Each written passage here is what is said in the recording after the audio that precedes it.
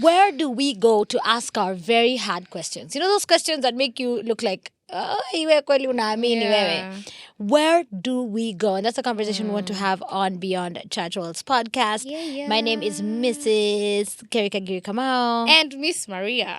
As we do that, we are shooting at our collaborative joint. This is Tulivu Podcast Studios, located on inside the former Hilton building. It's so fancy. You know, that's why I know I'm jatuona tukiwa hivi, like so like talking to carpets now. Also like AC, the ambience, the je ne sais quoi. Yeah, it's giving. The je ne sais quoi is giving everything. Hey, what am I doing? It's giving everything it needs to give now. Absolutely, Maria. Where do we go?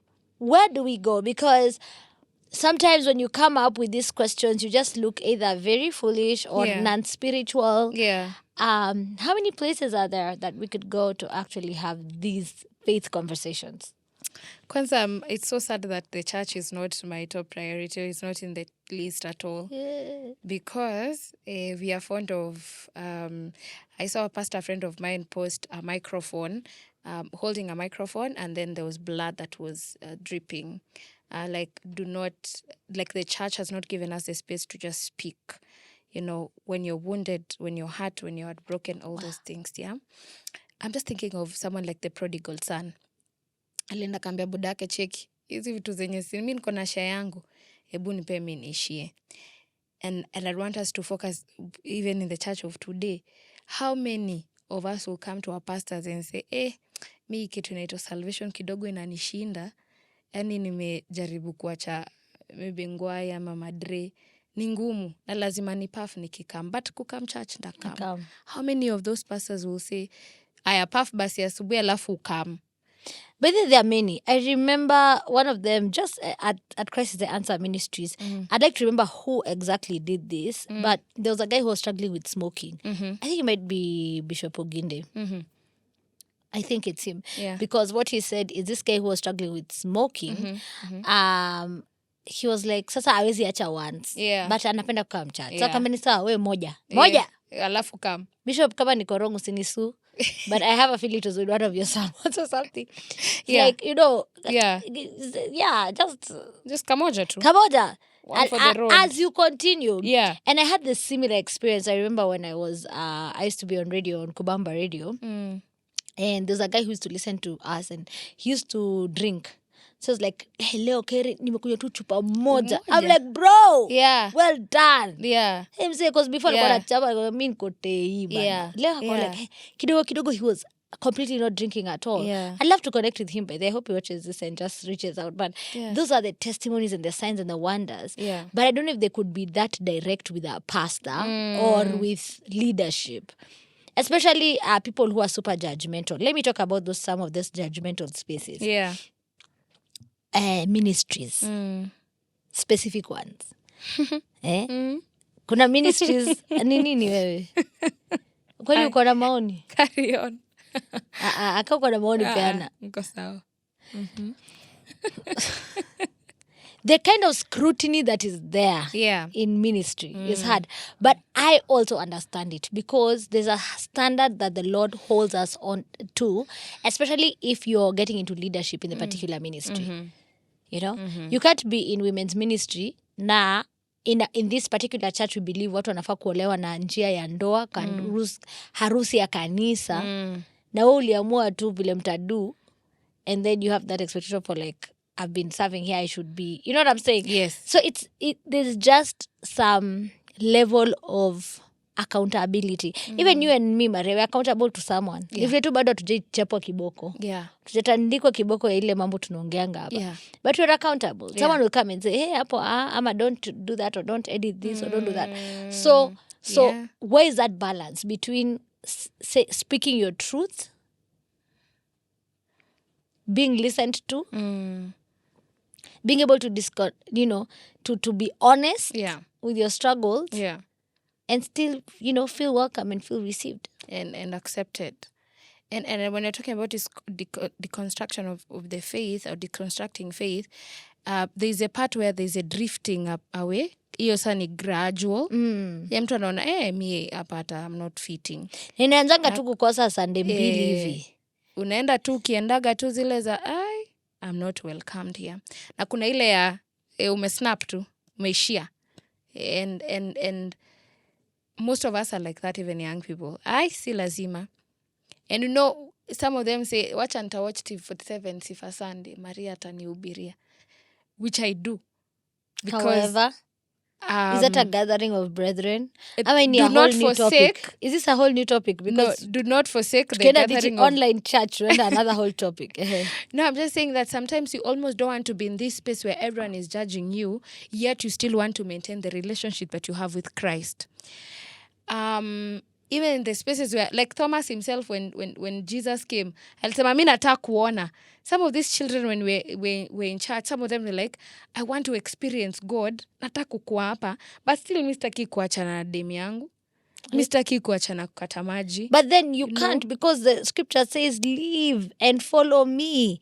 I don't mind that. I'm just saying, could we give people a chance to gradually get there? Some of us How gradual is gradual? Just as nimeingia the other side. As a leader, and I'm in a lot of spaces with young people really have this thing for seeing where they can push the boundary till. And so that's why it's easier to just cut it from the, from the bud, from the, yani what kikingi. Yes. Kwa kikingi. Yes, unakatia stima pale. Sister umepitia life. Kwa kikingi. Kerry, babes are born, children are born and they grow. But the level at which maybe the girl child would grow, it's different from the boy child. Or even child number A for Kerry and child number B for Mariah is different. Her kids may be 6 months, but wako labda hajasimama, wangu amesimama.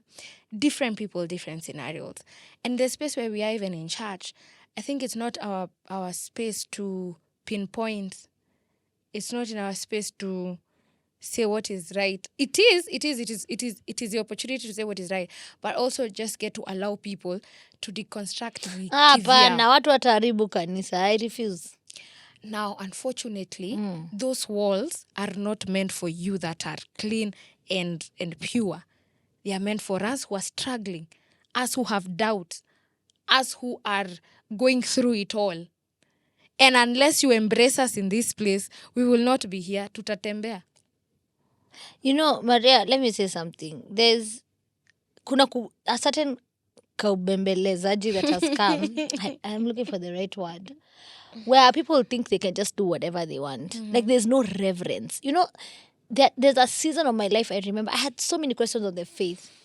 But I know God, that conviction through the Holy Spirit, which is something you must open up your heart to allow. So even when you're in sin, you're still convicted out of the sin. Sai hakuna kitu kama hiyo. Mazi watu wana smash kwa church. Like ile, alafu we're supposed to just say, I know you're struggling with this question of sex, whether to have sex or not. Toka! Out there, kesi baadaye. And the problem is having... Now, sasa it creates another whole layer. Now, I don't know if I know what to talk about in this topic, because a church hat, I was chased away for sleeping with all the women in the choir. You know what I'm saying? Where there's a level of space where you can deconstruct real questions. Okay. But when it comes to morality, when it comes to issues of ethics and values, those ones, there's no compromise in the house of the Lord. No, zero. I remember, and I always share this story. That time I needed a break from my church. I needed a break. Me, I was just like, Mimi, Then nilikuwa nafika kwa gate nasikia tu kuni wapi. I don't want to be in this place. Okay. And maybe because I was working there for some time and I was doing all that. I remember I texted my senior pastor and the deputy senior pastor, and I said, sasa, skeni. Mimi nimepata church hapa nje ya kwangu na huko ndo ndakuwa naenda. So I'm not a prodigal, mujue pali niko. One of them texted me is like, hey, hiyo ndo umeamua. Utarudi tu. Nimchomea ama nimsamehe. Acha naye. Endelea. Did you ever come back? Pasi, you know yourself. Yeah. Because I did come back. Yeah. And then I was like, hey, do you want to talk more about this? I'm like, no, I don't want. Na nikaenda nikapigwa ile kichapo. Na because I had decided, nikirudi pia nikataka, hey, I'm back. Yeah. So there is space for doubters, for defectors, for all these. Yeah. But you have to be mature. Okay. Enough to take the feedback. You have to be mature enough to know this is your father's house and you can come back anytime. You have to be mature. I don't know what you think about what I'm saying, but where else can we go then? In the church, there ought to be a sense of maturity. It's not immature to ask questions. It's immature to catch feelings. Okay. When you don't get the answers you want. That's what I'm saying. Because you see, like in my case, I didn't catch feelings. Ulijua tu nilienda nikagongo ile kitu na nikarudi. How was the embrace? How was the reception? Very good. Okay. Yeah. Very good. Yeah. Just like, where did we leave off? Ulikuwa wapi? How can we help you to acclimatize? Yeah. So what you're telling us is we shouldn't be afraid to say it to even the environment that you're even in charge, because someone can get help. You can get help. And also sometimes you need that space. You can get space, to go and deal with your convictions. But also, I think my major issue is when we say there's no space to deconstruct and do that, it's because we want to tamper with the basic fundamentals. There are fundamentals that you can't tamper with. Yes. That honestly we need to keep that so that the Church of Christ can stand. Yeah? But you have to be honest and accept feedback and accept pain and accept things that you don't like. Easy said than done, Kerry. Easier said than done, but that's what I'm saying. It takes maturity. Yeah. How many of us are mature to that level? No, when I'm talking to you, I'm talking to myself. I'm just thinking. And I'm just thinking, how many of us are able to embrace that truth or embrace that reality, or shun away from the things we are doing, or shun away from the things that we want to, let go? How big can we be in the space of, I want to, because what you're choosing, you're not, they say what you're changing, what you're choosing, you're changing, what you're changing, you're choosing. There's something like that. That if you don't change this thing, you're choosing it. Right. Yeah. So if you keep at it every other time, it's because there is comfort here. There's something you're getting from here. Yet, there's this other side. What you're saying is the truth. Mariah, I'll tell you, many people come and there's an expected answer they want you to give them. Okay. Especially deconstructing faith. Watu wanze mambo ya tithes and offerings. Who said we should tithe? That's Old Testament. Sasa unamwanzia wapi? And it's part of the practices that you have in this particular congregation. The cultures in church are different from even the world. India. What are you going to do? Like some questions people come to ask, they're not even about faith. If you decide not to give, please don't give. Yeah. There's those who come and they give and you can see the fruit. Okay? Yeah. So there are things like some people who come up with questions. I'm telling you, for real, hata hayuko genuine. Amekuja tu disturb the peace. Why should pastors be paid with our money? What not? Me hata sitatoa. Do you understand? Yeah. So it becomes an issue when you don't get back the answer you're looking for. Yeah.